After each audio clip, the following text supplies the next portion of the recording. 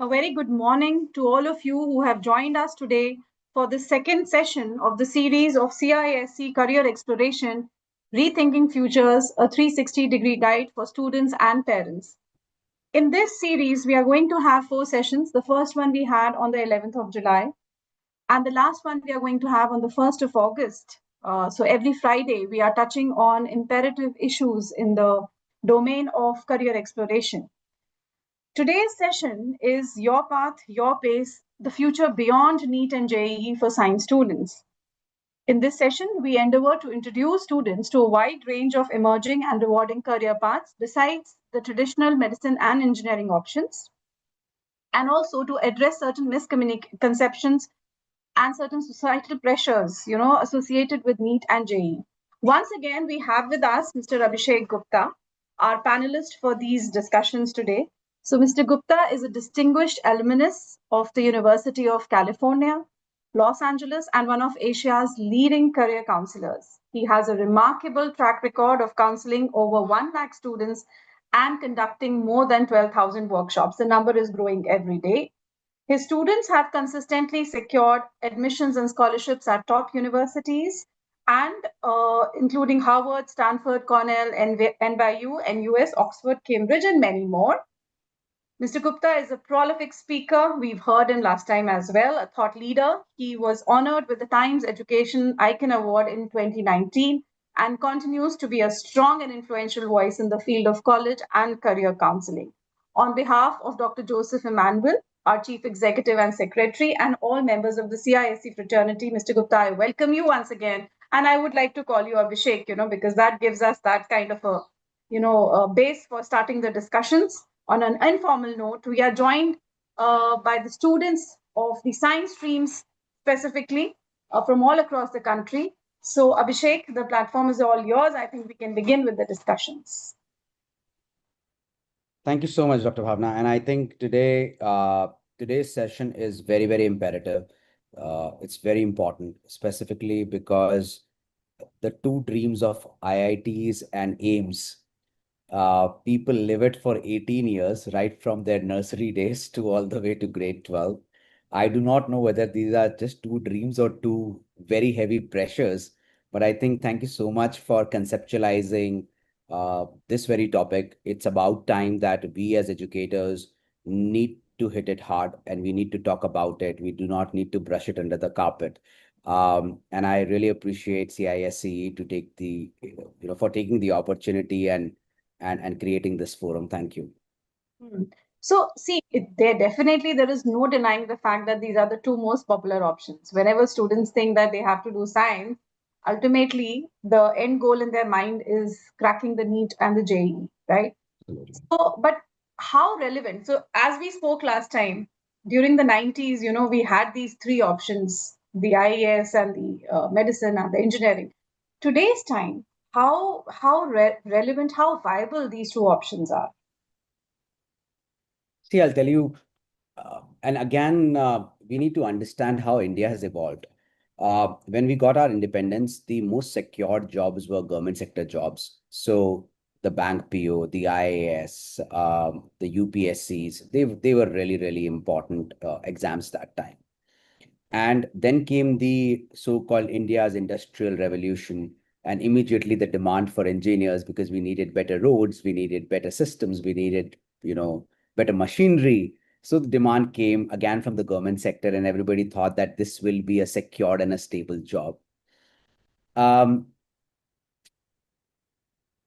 the most populous country in the world, we needed doctors and we needed good medical systems. So the fascination for being a doctor also is understandable. However, in last 10 years, India has evolved way too much. Today, we are not a laggard. Today, we are possibly at the front runner in every possible field and industry we can think of. So I personally think that while engineering and medicine could be the viable option for some, but it is definitely not for all. And there are very many careers beyond engineering and medicine that one can actually think of, which are stable, lucrative, and financially rewarding. Yes.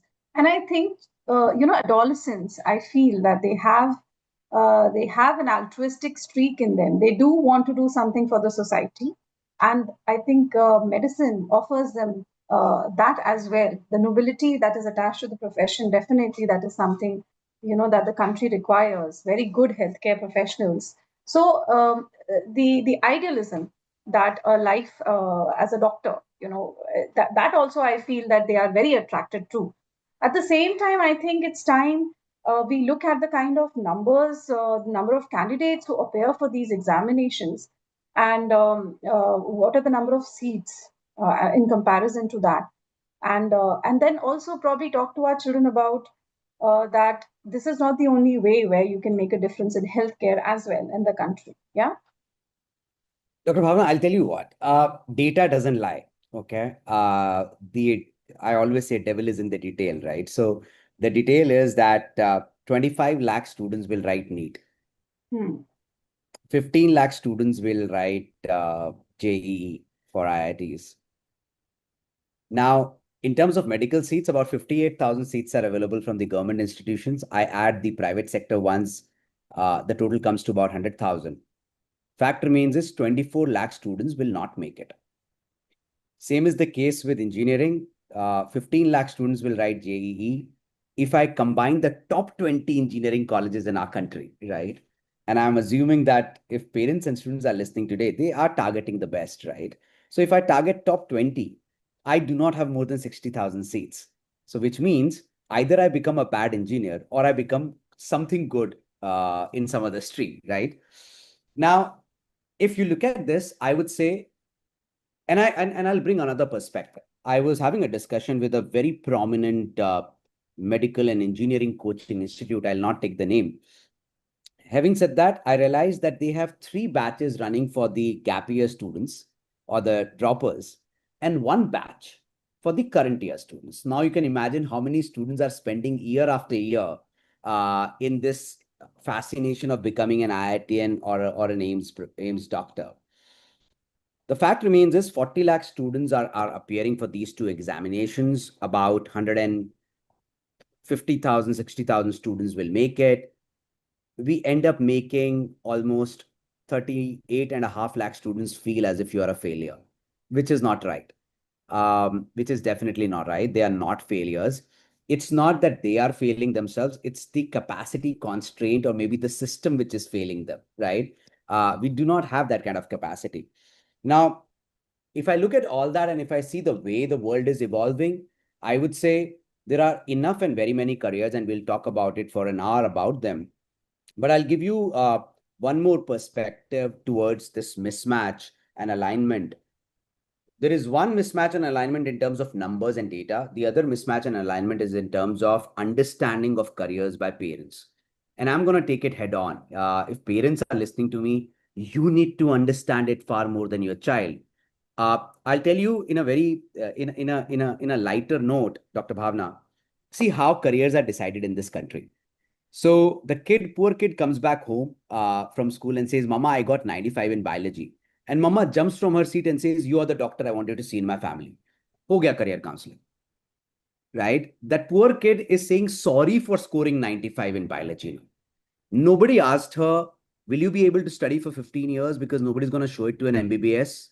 You need an MD and super specialization. Nobody asked her, will you be able to clear NEET? If you do not clear NEET, then what will happen? So I do understand when you say that it's a very noble profession as a doctor, but I'm sure there are very many other noble professions available. I always say, even if you are running a business, as long as you're paying your taxes on time so that the distribution of income is happening from the rich to the poor and government is able to do their job, if you are ethical in paying your taxes, you are doing a noble job. So it's not just that doctors only do the noble job. Anybody who's ethical in society is going to be doing a noble job. Yes, yes, that indeed is a service enough. But Abhishek, let's go back to the beginning of this. We talk about the alternative careers, but a student who's secured fairly well, you gave the example, there. If a student who secured fairly well in both mathematics as well as biology, in science, that is, at class 10, and perhaps thinks that has the aptitude to do a PCMB also, right?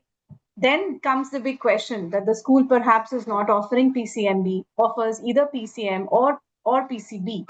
So, what do you think should be the deciding factors for the students after class 10 to decide is PCM the way for me, PCB or PCMB?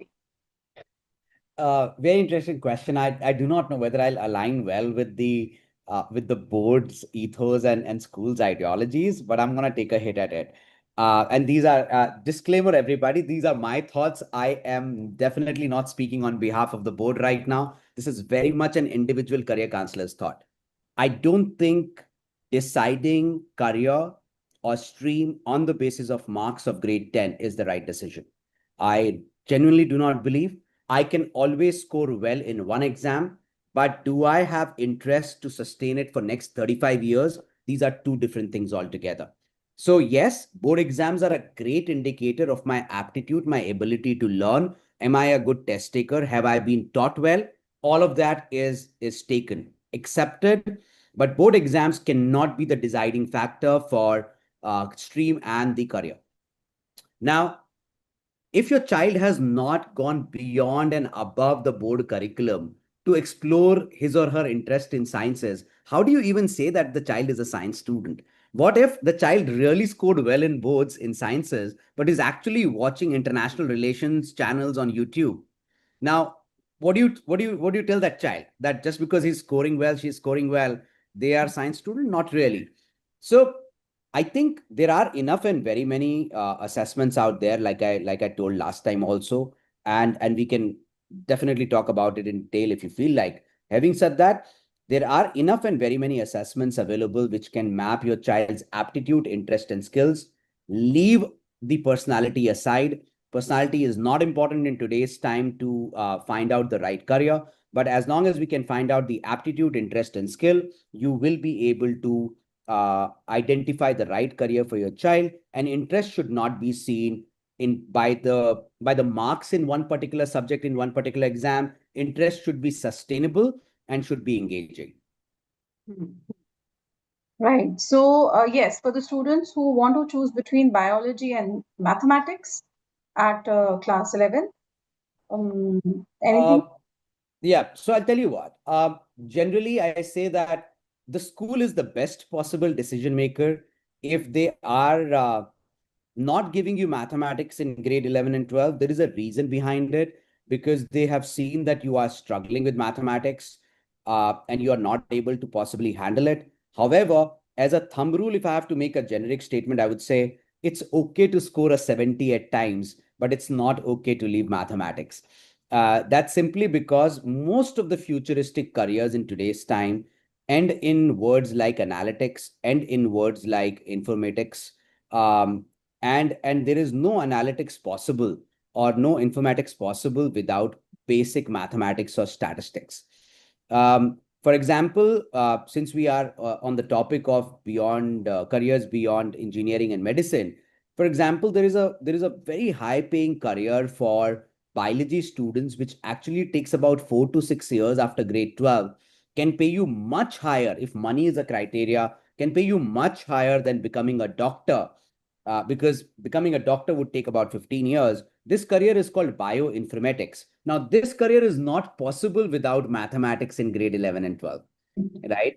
I can do genetics without mathematics. I can do microbiology without mathematics. So there are enough careers without mathematics and there are enough careers with mathematics. See if you have interest and do not define interest, like I said before, by marks.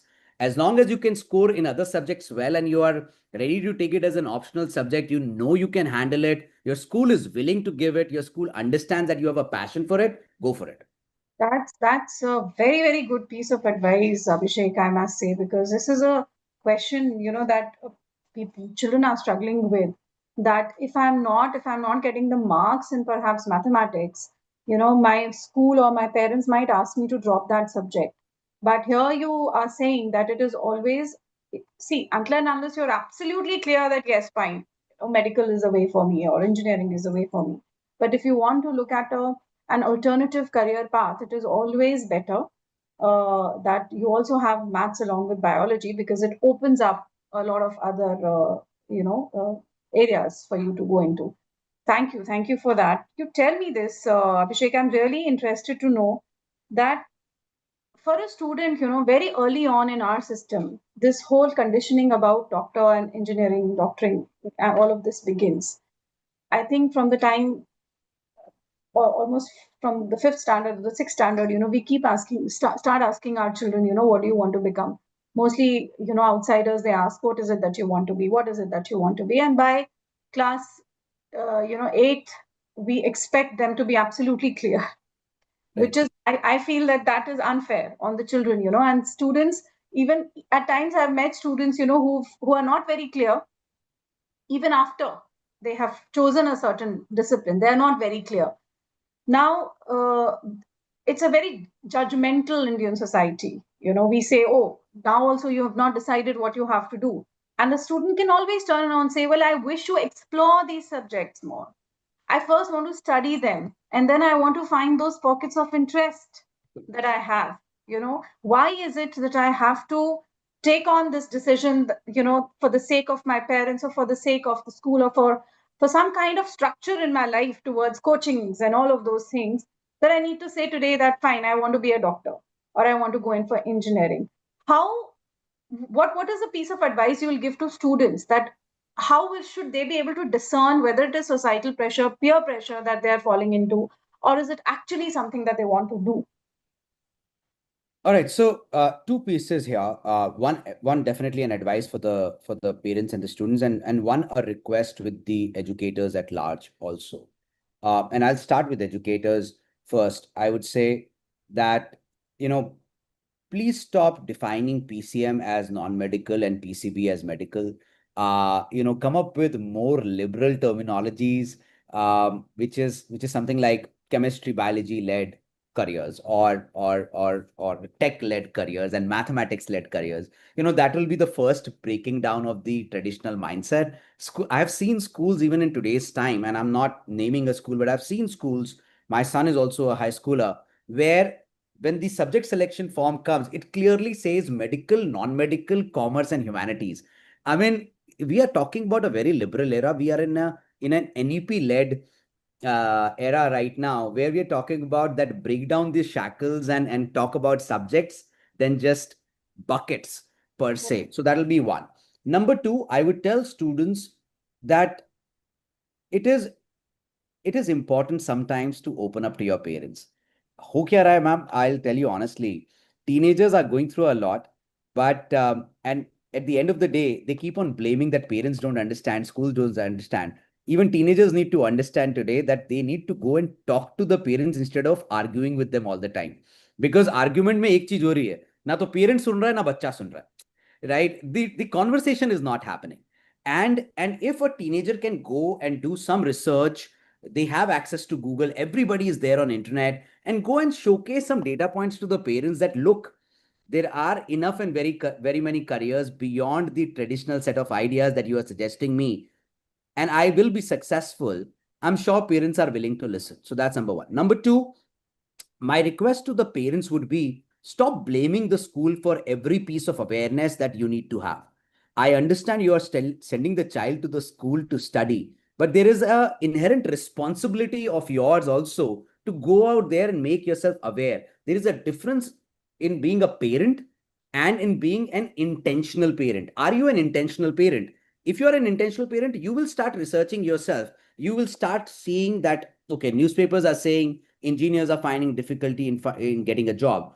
You will start seeing what other careers are emerging. For example, I am a high schooler's father, and today morning I read a news that I am Bangalore is starting a program called BSc in Data. data science and economics. Now, this is a perfect program even for a PCM student to apply because it requires higher level mathematical knowledge. Now, why would I want my child to go to an IIT when either which was after IIT, I want my child to do an IIM, when my child can straight away go into an IIM for doing a data science degree, which is very much in demand. So I think it's not a suggestion or a request only for parents and students. I think both the part of stakeholders need to listen, educators need to listen, parents need to listen, and parents need to understand you are not a customer of the school. You are a support partner of the school, and your own research and your own work or homework that you have to do at home will only help your own child. So school is doing at their end, you start doing at your end instead of blaming to the school. Yes, yes, yes. Correctly said, Abhishek. I think the need. So when we say that, the world is at the click of a button for the student, and the student is exploring, I think children do make that effort, when the peers talk about something or in the school, they come back and they research. But how to do structured research on it, that what exactly is the roadmap to achieve this kind of a career? So we have dreams, but how to reach those dreams? I think there the parents play a very crucial part. Absolutely. They need to sit down together and prepare that roadmap, and perhaps couple of roadmaps, because we should have a plan A, plan B, so that invested parenting, on everything else, definitely being emotionally there, but also using your own skills that you have learned, your own work skills, your professional skills that you've worked, to structure the information for them in such a manner that both of you all can come to a consensus as to what is the interest ability. As per the interest and ability, what are the various pathways? Correct. Yeah. Absolutely. I completely agree with you there. And I think today there are so many tools available, there are so many assessments available which can Hmm. help you do the research in a more focused manner. You Hmm. just need to go and identify them, Google them, and figure it out. And you will be able to give that structured information, because I do understand when you look at from a teenager's perspective, Dr. Bhavna, the internet is so cluttered with information that finding the right information is also becoming challenging, right, Yes. for a teenager.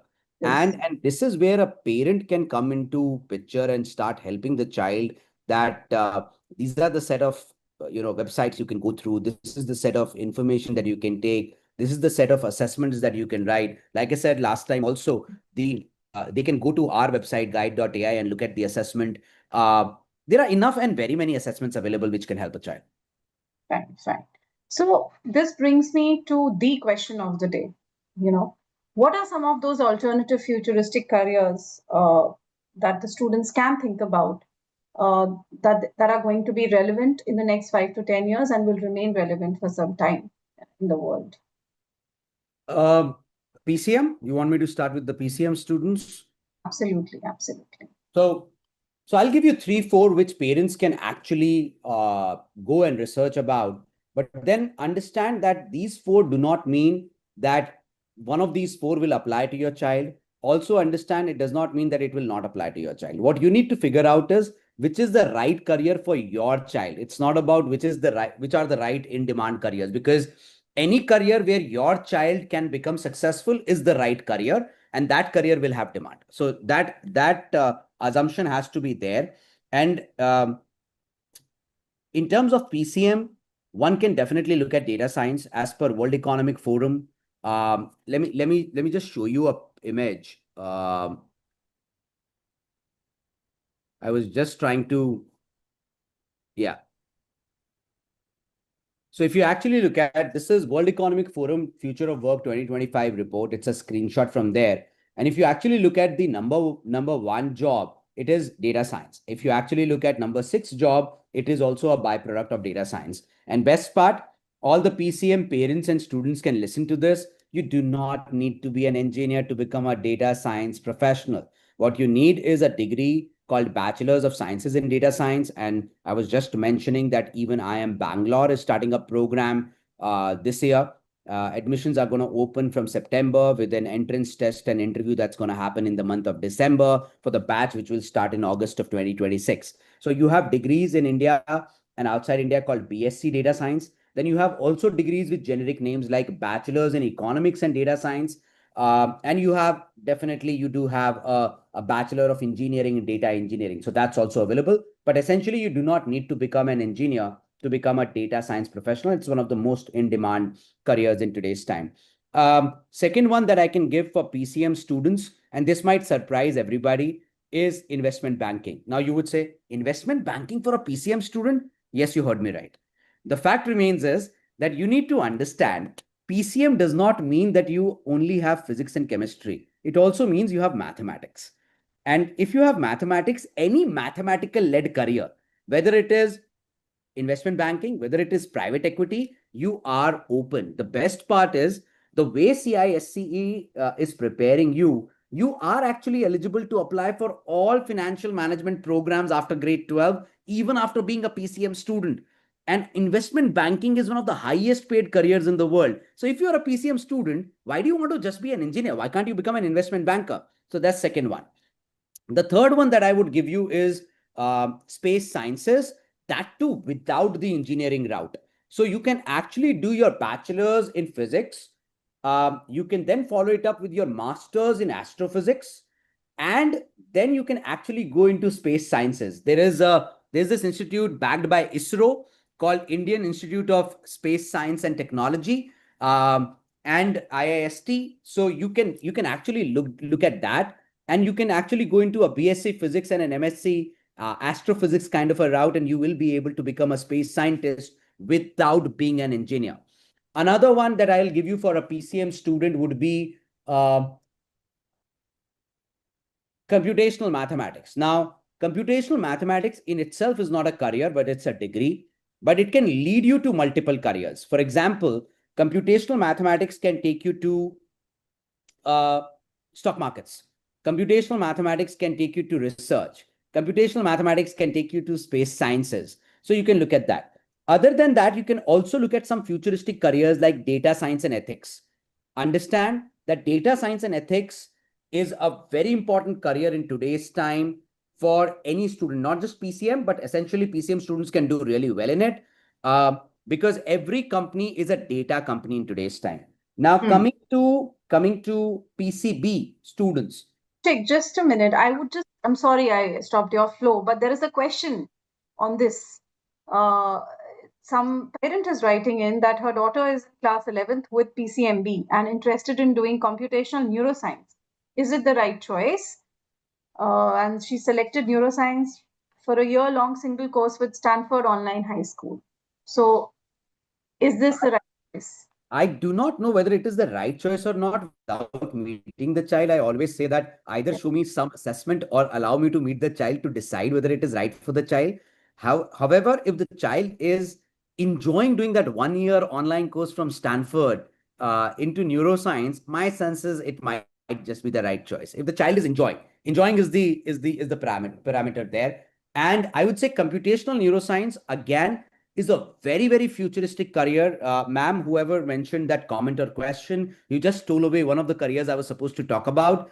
Having said that, it is one of the very in demand careers because computational neuroscience does not only lead to behavioral analytics, it also is the foundation to artificial intelligence, because artificial intelligence is nothing but cognitive science and neuroscience backed by computational power, which is mathematics. So it could be an entry gate, not just for behavioral analytics, but also for AI. And it is indeed a great career for the future.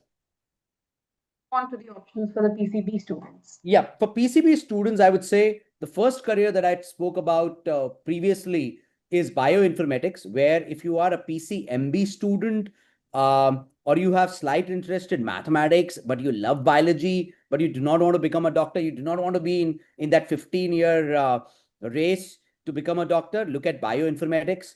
Then you can look at two careers I'm going to tell you, which are a byproduct of microbiology, and then I'll tell you how to go about doing it. One career is called toxicology and the other career is called pharmacology. Ladies and gentlemen, I'm not talking about pharmacy. I'm talking about pharmacology. These are two different careers, pharmacy and pharmacology. So please research pharmacology, not pharmacy. These two careers are again a byproduct of microbiology. So study bachelor's in microbiology, master's in microbiology, and then you can go into a career called toxicology, which essentially means कितना vaccine अंदर डालना है कि toxic impact ना हो. It itself is a whole study out there. It's a whole big career out there. And then there is pharmacology. Look at microbiology, especially for students who have deep interest in researching in biology. They can definitely look at microbiology, and then bacteriology, virology, pharmacology, toxicology, all are byproducts of microbiology. Third career, which I definitely want to talk about for PCB students, is climate science and sustainability. Ladies and gentlemen, listen to this. Environmental sciences was not in demand when you and me were growing up. I agree that. I am not denying that.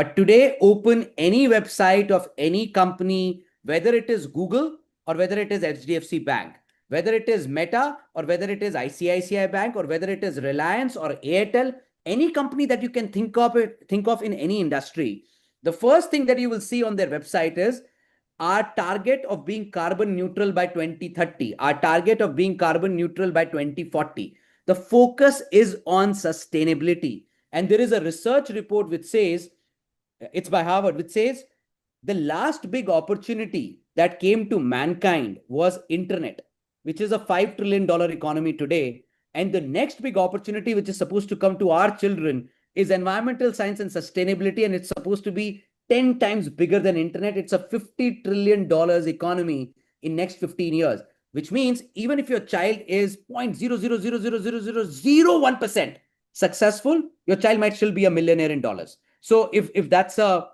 criteria, so climate science and sustainability, you can become a sustainable architect, you can become a sustainable urban planner. There are a whole lot of careers in climate science, environmental science, and sustainability that one can think of. And last one career that I definitely, because we've already talked about neuroscience, uh, which is going to be a great career for the future, because when you say doctors treat illness, let me tell you, ladies and gentlemen, the biggest illness is an unhealthy mind. And if you can understand the dynamics of how mind and emotions work, you can really help the society a lot. So while we can talk about psychology also as a career for PCB students, but one career that I definitely want to talk about is genetics. A byproduct of biotechnology also, and you can even study pure genetics and life sciences. Degrees that are available in India is BSc in genetics or BSc in life sciences and genetics. You can look at that, or you can do a BSc in biotechnology and then go into genetics. And genetics engineering is the name of the future, is the name that you really need to think about. We are going towards an era where one fine day, somebody who does not have one hand, we might be able to grow a hand in the lab and be able to make him correct. So these are the careers that PCB students can think of. However, another 30 seconds, Dr. Bhavna. I know I've taken a lot of time, but another 30 seconds is PCM students and PCB students, please understand, today careers are not byproduct of just linear subjects. So if PCM students want, they can think about commerce related careers. And if PCB students want, they can also think about commerce as well as humanities related careers. So don't think just because you loved PCB in grade 11 and 12, or you thought that you would love PCB, and let's say you have taken PCB and now you're realizing, oh damn, don't think it's end of life. It is not. Enjoy your PCB till grade 12. Mm. And still explore other opportunities which are out there. It'll be very surprising for some of the parents to know a PCB student can become a lawyer, a PCB student can go into media and communication, a PCM student can become an investment banker. So where is the problem? Yes, yes, absolutely. The way, the career options are so many, and there is intersectionality, there is, overlapping of the disciplines.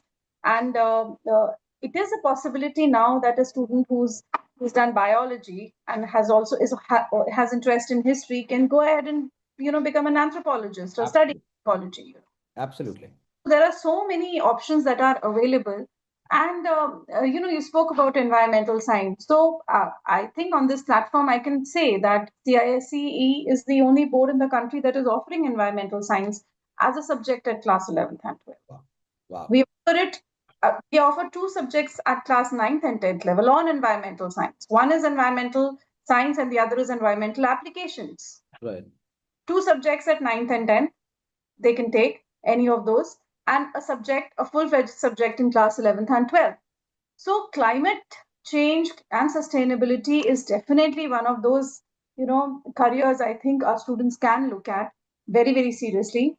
And as you said, You're making me really happy as a counselor, and I'm speaking on behalf of all the counselors because we meet in so many forums. We always wanted our national curriculum to think about AI. We always wanted our national curriculum to think about climate science and sustainability, because this is future.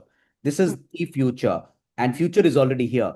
And when you tell me that CISC is already having a subject like AI, and you can integrate with any other subject, and now you are telling me that you have environmental science also. I think it's now for the parents to realize the amount of options CISC is giving. And my question to the parents through this forum would be, are you even aware what kind of options CISC is giving?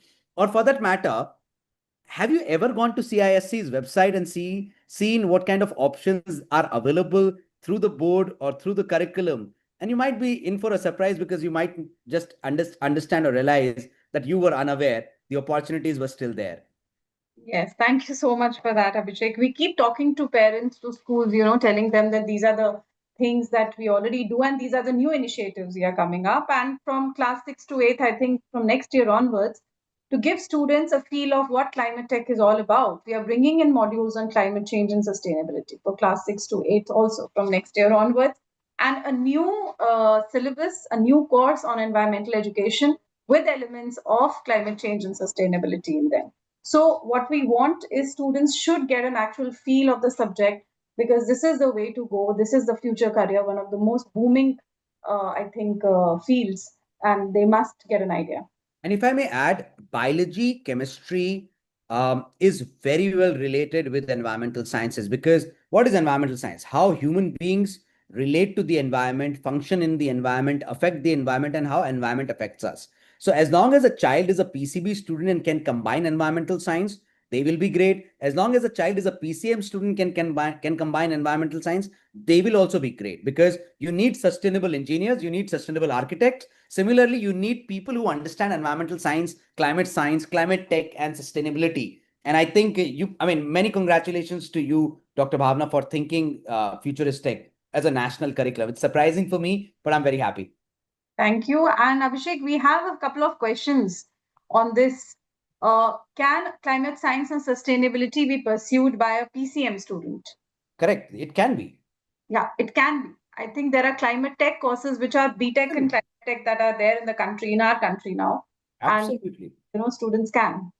That's what I'm trying to say. So, whoever asked this question, my request to you is, and to everybody again, stop thinking whether these subjects can lead to a particular career. These subjects any subject can lead to a particular career, because in a career there are multiple roles. So when we say climate science and sustainability, there could be a scientist, there could be a researcher, there could be a technologist, there could even be a data science person specialist in climate science and sustainability. So a PCM student can go towards climate tech and come up with ways and means how AC can be made more environmental friendly, right? How a refrigerator can be more environmental friendly. Climate tech itself is a whole world out there. And yes, a PCM student can study climate science and sustainability. Thank you for clarifying on that. Now, we wanted to discuss a little bit about the gap year. You did mention about it briefly ahead also, that so there is confusion as to whether gap years should be taken. Are gap years good? There is still a judgment on gap years in our society. So please do speak about the gap year. Depends, when are we asking to take a gap year? Okay, so I'll tell you. If my son comes to me today and says, Pa, I want to take a gap year only because I want to explore myself, I'll be like, hell, take it. Because doesn't matter, buddy, whether you graduate at 21 or you graduate at 22. But if you are ready to invest your time, learn something new before you go to college, explore, travel the world, learn new cuisine, want to learn how to cook, do it. Not a problem. But if somebody comes to me and says, I want to take gap year because I could not clear JEE or I could not clear NEET. Now I'll have a question. And the question would be, did you give your 100% in year one? And if the child says yes, I would say, don't take a gap year now, because you have already given your 100% and you could not clear JEE and NEET. Right? So now start looking at other options. If the child honestly says, no, I did not give my 100%, then I'll ask another question. Are you now willing to give 100%, or are you just looking for an excuse way out? And if the child says, I am willing to give 100%, then I'll say, fine. If engineering or medicine is that much of a passion for you that you now realize that you did not give 100%, but you're ready to give, try one more year, not a problem.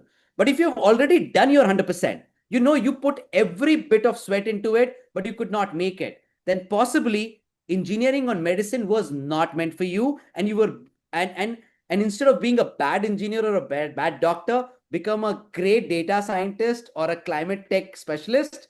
That'll be far better for you. So depends on that. But to answer your question, in a more generic manner, Dr. Bhavna, I would say it's okay to have a gap year as long as you are aware how are you going to engage the child in the gap year.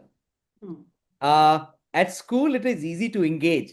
There is a decorum, there is a curriculum, there are modules and trimesters and semesters, and the child is busy.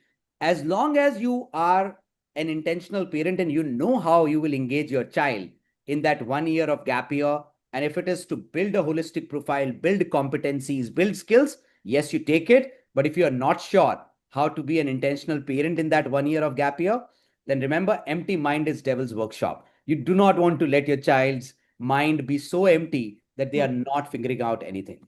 Right, right. So, Abhishek, we also have this option of taking certain electives, along with our core subjects. And can you give your suggestion on what can be some of the electives for students who are going for PCB? Like, of course, we can have psychology, but many times students are choosing, and that's fine. They're choosing a subject which is a little lighter. I'll not name the subject, but they choose subjects that are lighter so that they can focus more on the other subjects, and their percentage would also not get any down because of taking a certain subject. They're able to take it up. So, but I have also had these experiences where students, when they go ahead, they realize that, oh my God, I could have taken this instead of this, and perhaps then more doors would have been open for me. So, okay, I will also not take the name of the subject since you did not take it, and I'll not embarrass the organization by taking the name of the subject. But the fact is that number one, parents need to understand gone are those days when grade 12 marks were the parameter for your child to study in a good university. I'm not saying that your child should not score well, but the reason of scoring well should be self-actualization, not an admission into a university, simply because grade 12 marks are not really important in today's time to get admission, whether it is Delhi University or some private university or a university abroad. They are looking at many more things other than just the marks in grade 12. Now, if that is the reality of today, then I do not know why are you taking a lighter subject, because universities are not looking at your overall percentage. They're looking at your ability to handle rigorous coursework, even when you were not scoring well. So even when you were scoring a 75 in mathematics, but you still held on to it, that's what is far more valuable than taking that one subject which was light and leaving mathematics. Now, absolutely agree with you, ma'am, out there, where by the time you apply to a university, you realize because of taking that lighter subject, it is not being counted and your percentage is also reduced and seen it in a different light altogether. So I could have been better off taking other options. One option you yourself mentioned, PCB with psychology, can lead you to multiple careers, whether it is sports psychology, forensic psychology, counseling psychology, and some of these careers are so much in demand. I'll tell you, I was just doing a research and I dialed top 10 counseling psychologists for teenagers in the city of Mumbai. The average fees they were charging was 17,000 rupees an hour.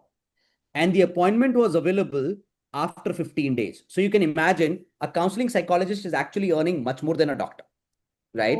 So PCB plus psychology. I would say if PCB students, while you do not like mathematics, or let's say you could have handled mathematics, but you did not enjoy it, can you possibly take computer science? I do not know whether the school or the curriculum allows them to take information practices or computer science.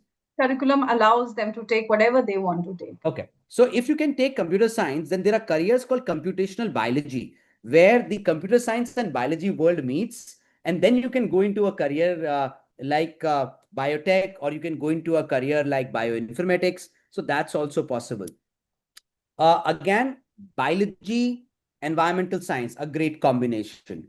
Biology, even history. I do not know whether the school can give that kind of a combination, but biology and history is a great combination.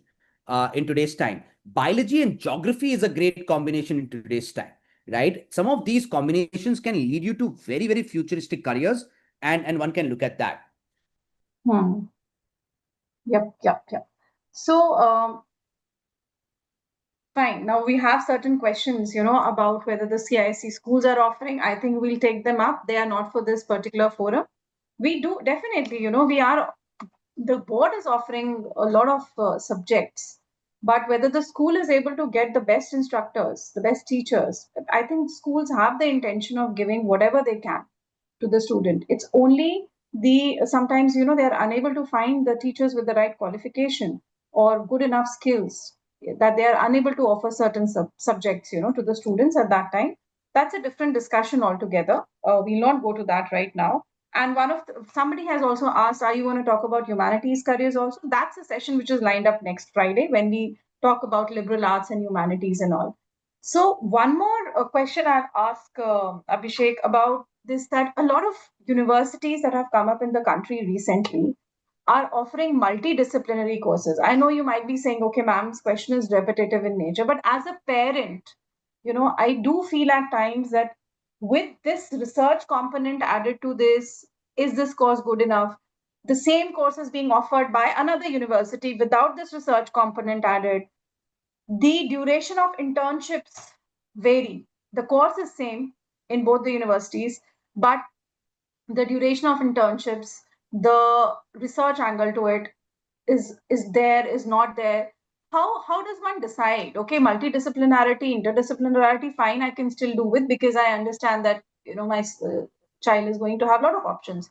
But whether research component is added to it or not, whether internships are more important than the research component, whether this thing about the skill subjects, are they industry relevant or not? These are all the questions that come to our mind before we are ready to pay that big amount to the university, saying that, wow, this is a great course, it's a niche course, we understand, but we also need to know whether it's actually going to help the child. So I'll ask the question to the parents, and I know I cannot see their comments. Maybe you can see their comments, but I'll ask a question to the parents while I'm answering your question. Imagine you are a CEO of a company and you have one vacancy and two candidates apply, and the first one says I got 95% in school, 75% in college. The second one comes and says I got 75% in school, 75% in college. But when I was coming for this interview, I had two internships and one was under your competition. Whom will you hire as a CEO? And my bet is, if the parents are listening on YouTube, you would hire the second one, because real life knowledge and experience is far more important than just academic knowledge. It is, it may Yep. not be less important, it could be equally important, but it is very important. You cannot take away that. Now, if you are looking at universities, and I mean, forget about as a counselor, but as a father, what do I look at? I look at the broad curriculum, and when I look at the curriculum, I also try and see, is this curriculum suiting my child? So for example, there could be a certain course which is very high on mathematics, but a similar course in another university could be a little less on mathematics. And I would see if my child is comfortable with mathematics or not. So that's the academic research angle that you will do to the particular course. In terms of skill-based subjects and in terms of building real life skill sets, please take it from me, parents, educators, teachers, whoever is listening. World has gone past beyond the name of the degree. It has gone into an era called skills. And if curriculum providers like CISCE are emphasizing on skill-based subject, there is a merit to the case, because CISCE understands the requirement of higher ed institutions, and to cater to that requirement, they are introducing the subjects so that your and my child is not left behind. So please have enough focus on it. Remember, research and internship really build your child's competency and employability. So if you have an institution which says, I'm going to teach for an additional year, it might add on to your cost, but this additional year is an honors year because your child is going to do a research, or this additional year is an internship year because your child is going for a 6 months optional practical training or a co-op or an internship, whatever name they give it, please go for that honors additional year program. It is okay for your child to graduate at 22 with a higher salary but it is not okay for your child to graduate at 21 with a lesser salary. Please understand that. And internship and research makes you employable. Academics make you competent, but internship and research makes you employable. Yeah, right. Very well said. I think we have generated a lot of interest in the combinations of history and getting a lot of questions That's in on, the humanities section, right? yeah, but they are talking about, can you elaborate on the biology and geography combinations? And also, a very interesting question, can a PCM student go ahead and do counseling psychology? 100%. Why can't? I'm a commerce student who is not a qualified counseling psychologist because I'm a career counselor, not a therapist. Understand that. But why can't a commerce student go and study psychology at bachelor's level? Tell me one university which stops you. There is none. There is no university that will stop you from studying psychology at bachelor's level. So do your bachelor's in psychology and do your master's in counseling psychology, and there you are. And guess what? I mean, you are just talking about can a person become. I'll tell you the opportunity that lies ahead of you. In India, we graduate almost 30 lakh engineers every year, and Times of India says 83% of them are unemployable this year. That's a Times of India report on March 20th. Okay, that 83% of them are unemployable. Now imagine 55% of our population below the age of 21, 95% population confused or lost, and at least 23% population suffering from some kind of a mental health issue but unable to say it. There's so much of demand. Let's cater to that demand. And that demand makes you a counseling psychologist or career counselor, and you are good at it. Academic subjects are one thing, and your ability to be a good counselor is another thing. As long as you can empathize, as long as you can relate, as long as you can put yourself into the shoes of the other person and be non-judgmental. Because here is a career where people will love to come and open up to you, and you don't have to be judgmental. They have their own sets of issues and problems. So yes, a PCM student can become a great counseling psychologist too. Yeah, thanks. Thank you. And the question on if you could elaborate on some careers for a combination of a biology and history, as we said, anthropology was one of them, biology and history, biology and geography. So, Okay, so understanding this is very important to understand. Even without going into the name of the specific careers, biology, and let's start with biology and geography. Uh, Geography is understanding the landmass, the topography, the ecology. That is all a part of the geography, right? Now, when you combine biology with geography, that's when you become a deadly combination for becoming a sustainable scientist. You become a deadly combination to become a urban planner, because when you study organisms, living organisms, and how the geographical location or locality or the terrain is, that's when you can create sustainable structures, plan sustainable cities. So I would say I'll give you an example. I know of a friend of mine who is a urban planner. He's definitely working abroad. He's an urban planner, and he was a PCB student, and he's an urban planner, right? That's possible. I'll tell you another case where a PCM student of my class, he today is the chief sustainability officer at Barclays. Now, you would say sustainability and finance? Hell yes. Every company wants to become sustainable, right? So if you actually combine biology with geography, you'll eventually go towards career which are far more sustainable and environmental in nature. So look at that. Now coming to biology and history, it's very important that any kind of sociology led careers in United Nations, where we are talking about um, health, we are talking about um, the longevity of life. A lot has to do with the history of that country. A lot has to do with the culture of that country. A lot has to do with the food habits of that country. For example, if you want to study why Japanese live longer, right? We all know that an average Japanese lifespan is longer than any other lifespan of any other race in the world. That's simply because it's in their culture, it's in their history, it's in their food habits. And there is a lot of things that combine together. So a lot of, again, human development led careers, um, are, whether it is under a statutory organization like United Nations or others, they are all byproduct of history and biology. Yes, yes. And there is also an amalgamation of climate and history.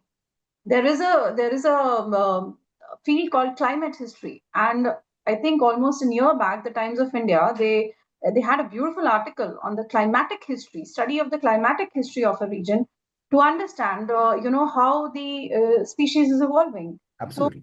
yeah, so these are all beautiful fields. We just need to research and find our way.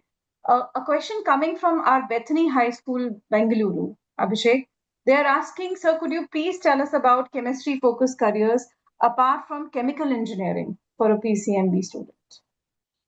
Okay, again, depends on what kind of careers you want to get into. First of all, congratulations, you love chemistry. I left PCM only because I could not do chemistry. I mean, very surprising somebody can love chemistry because I just cannot relate with it. At my school level, I just couldn't do it. I just couldn't do it. Lot of careers in chemical sciences today, chemistry-led careers can take you to nuclear sciences, which is both chemical and physical in nature. So PC, physics and chemistry are required.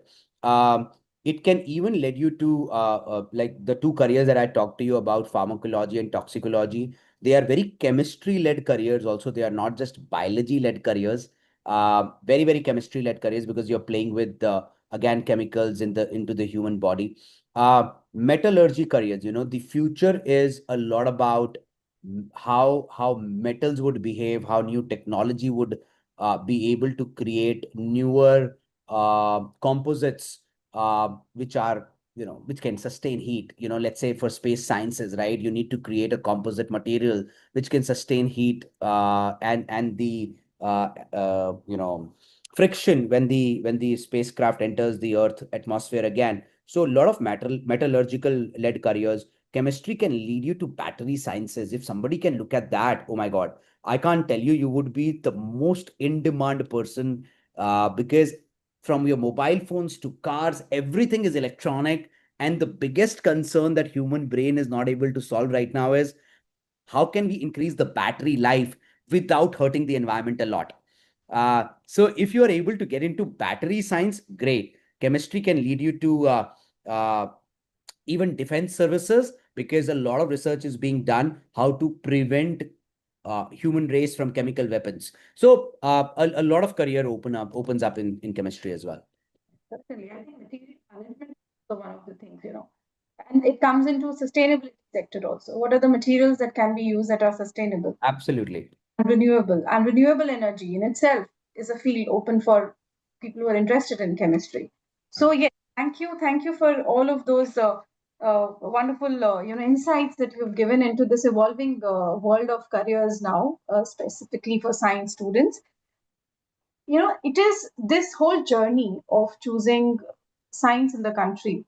It is laden with the expectations of the parents, laden with the students' own expectations. And we again also have to look at what we've been speaking about, the number of people who sit for it.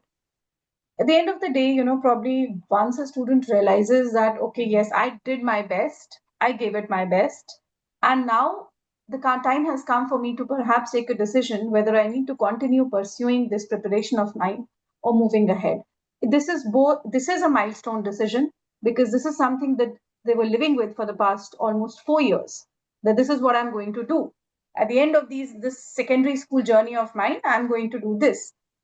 When they realize, Abhishek, that perhaps this they are not able to get into these colleges that they have been coveting over, and they also realize that yes, they'll be happier studying other subjects also.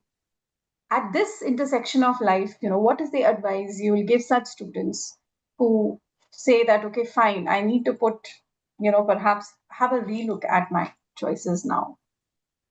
I'll tell you that the Sorry. day you feel, the day you feel that these two examination prep is not meant for you, Hmm. that's the day you should stop it. Have a heart-to-heart discussion with your parents. There is nothing bigger than mental peace in the world. Trust me. There is nothing bigger than happiness in the world. You're happy, you'll be able to do 20 things in life. But if you're unhappy, you'll not be able to do even one. So my only request to all the parents out there, let the communication channel be open. Do not force your child to do a particular thing because you could not do it. 99% of the times, Dr. Bhavna, it was never the child who decided to do IIT prep. It was the parent who seeded the thought first. It was never the child who tried to say, I want to only become a doctor. It was the parent who seeded the idea first. So if the child comes and says, hey, I cannot do it, just tell the child, I know there are enough and very many careers. Let's sit and research about them and let's see where your heart lies, where your aptitude lies, and where your skills lies. Because, like I said, every doctor is not successful, ladies and gentlemen. Every engineer is not successful, but your child can be successful in an area where they put their heart and mind both to it. And it's okay sometimes to make a mistake, even if, and I'm going to call it out loud, even if just yesterday you ended up paying the fees of some coaching institute in lakhs of rupees. But today, after attending that class, your child comes and says, no, mama, no, papa, I don't think I can do it. I'm sorry I wasted your money. Please go and ask that institute for the refund. There is no reason why your child should be put through this rat race and the grind, because success does not have to be difficult. As long as it is planned, it will never be difficult. And there are other careers where your child can become successful. Thank you so much, Abhishek. The sentence that has, I think, gone in for me today is success doesn't have to be so difficult. It doesn't. So this is something, and I would like to just end on this positive note that, dear children, the decision that you have taken to enter the field of science and move towards the preparations for clearing NEET and JEE, we are with you. Your parents are with you. We are all there for you. And as we said, that give it your best, give it your 100%. At the same time, do not compromise with your mental health. Do not compromise with your physical health as well. Take care of that. See to it that you're in a happy space. You keep the communication channels open. There isn't anything that cannot be spoken about, and you can move ahead.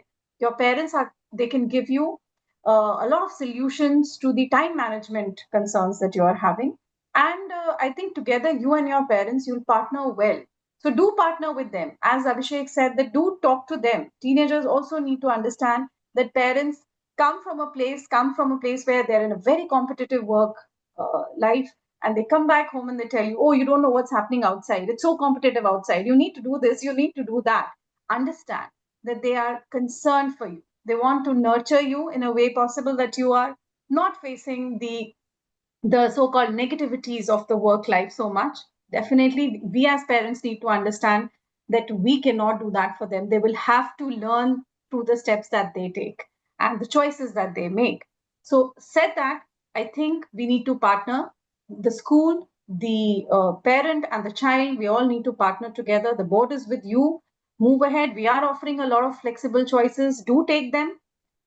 My request to the schools that do ask us, what are the ways and means in which you can take up all these subjects and offer them at your school level, how the board can help you with that.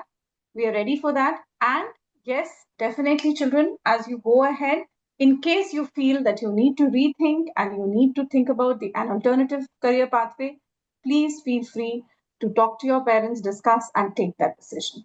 Yeah. Just 10 seconds, Dr. Bhavana. I just want to add one request to all the parents and educators, Hmm. especially the educators. Please stop glamorizing those IIT rank holders and NEET rank holders in the advertisements.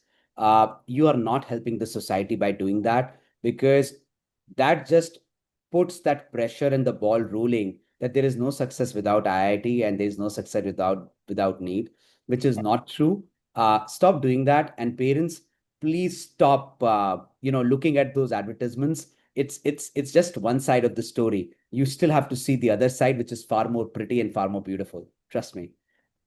Thank you so much, Abhishek, for your time and expertise, for sharing all of this wonderful information with our parents, students, and teachers. Thank you once again. And we'll see you next Friday with a session on the careers for humanities and liberal arts. There's a lot of excitement about that already. So Thank you. thank you so much for being a part of this series for us. Thanks so much. Good afternoon, everyone. See you next Friday.